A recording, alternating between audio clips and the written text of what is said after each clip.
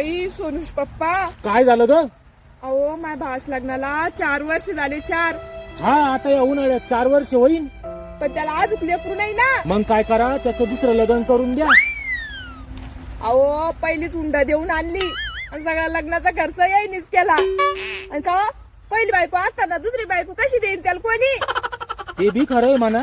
मग काही दवाखाना औषध उपचार केला का नाही?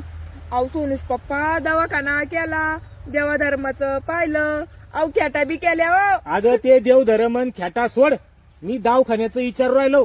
केले ना, मग दवाखाने बी केले ना. ते जालन्याचं good news test tube baby centre आहे पाठक सरचं, तिथं दाखवलं का द्यायला? नाही. अरे मग तिथं दाखवा ना. तिथं कितीक बायाला गुण आला ना, आणि लेकरं झाले ना, त्याच्या अंगणात लेकरं खेळू राहिले ना. मग तुम्ही का झोपेल होते का मग इतके दिवस? काऊन नाही सांगितलं आधी?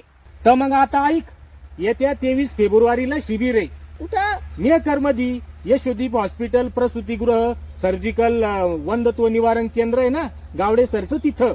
पण तारीख आणि वेळ तर सांगा सोनूश पप्पा. अगं 23 फेब्रुवारी 2025 ला सकाळी 11 ते 3 ला शिबिर आहे. मोफत स्त्रीरोग वंदत्व निवारण सल्ला व मार्गदर्शन शिबिर. लगेच फोन करून सांगते मी त्याला. हा सांग.